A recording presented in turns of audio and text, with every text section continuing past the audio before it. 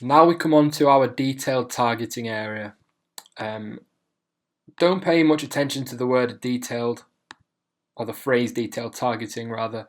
This is simply where you put in demographics, interests, or behaviours to either include or exclude. Just like we did with the location where you can include and exclude places, you can do the same with interests, demographics, and behaviours. So, for example, if you just click in the box, you have demographics, interests, behaviours, and more categories. So you can add these by browsing, or you can add them by typing and clicking auto-suggested things. So if I type in, as I said, I was going to go for travel magazines as my interests here. So I'm going to type in National Geographic.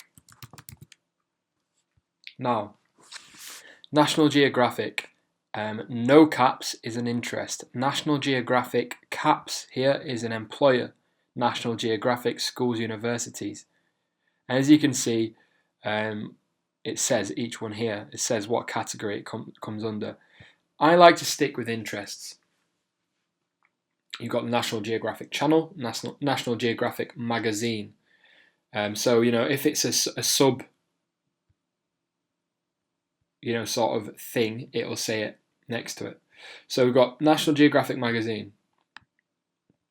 And now that I've clicked that, we get more suggestions. And if we just go down it, we get some more magazine suggestions. Outside magazine. And as I've put in a couple of magazines, it's now beginning to realize, okay, this person is looking at targeting the readers of magazines. Let's suggest to them some more magazines in this outdoor travel niche.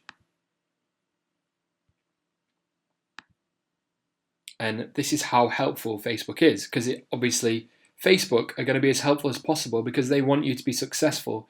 They want you to continue spending money advertising on their platform, and to do so, they need to make you profit. So here we go. They're just suggesting all sorts of different travel-related magazines here. So I could just go through and add them all in.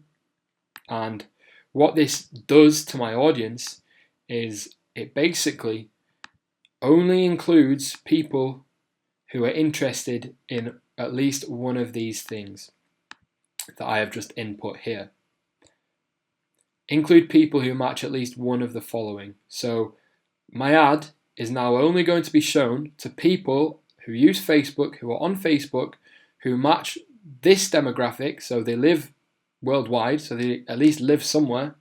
They're aged between 18 and 40, male or female, they speak English, and they like at least one of these. They're interested in at least one of these. And as you can see, my reach has gone down a lot.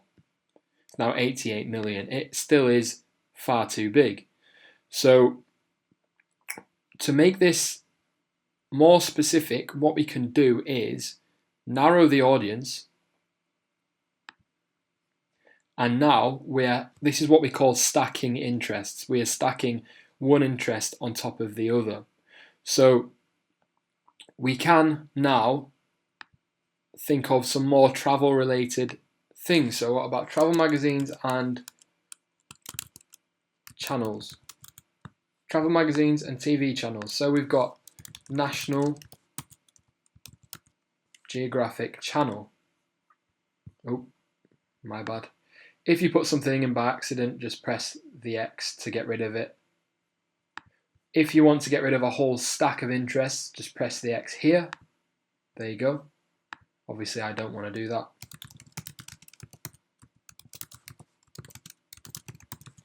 National Geographic Channel. Discovery Channel. BBC Earth. BBC Wildlife. And you get the idea. And now, as you can see, it's gone from 88 million to 35 million. So before we added this extra stack in to narrow our audience down, we were just targeting people that were interested in one of these travel-related magazines. We've added a new stack, and now we are targeting people who are in this demographic, their age, their gender, their language, their location. They like at least one of these, and they must also like at least one of these. So not only do they read travel magazines, they also watch travel TV shows. And we can narrow it even further, and we can think of perhaps some travel related celebrities, or adventure celebrities. So we've got Ray Mears, Bear Grylls, David Attenborough. And there you go. We've now got 2 million people. And these 2 million people are clearly very into their nature and wildlife and travel, because they like travel and wildlife and nature magazines. They like the TV shows and channels, and they also like the celebrities in this sort of area. Okay, so now I hope you're getting the picture of how powerful this targeting can be, how you can really drill down into a niche very specifically. And you could also narrow it even further, and maybe we're selling a bird watching course or a bird watching product, and we want to, we've targeted the people that like nature and travel and everything. And now we want to drill that down specifically into bird watching. So we add some bird watching interest, and we've got 170,000 people now. So that's how you drill down, really, really specifically in terms of their interests. I'm going to just remove this stack now. Alternatively, you can exclude people.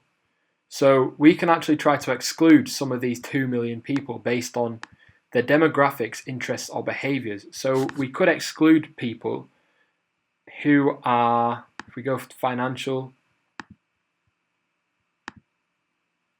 we could exclude credit card users. Maybe we can't accept credit card on our website for some reason. So we could exclude credit card users. And that brings us down to 1,900,000. We could, I'm just going to remove these drop downs, go back to the beginning. We could go to purchase behavior.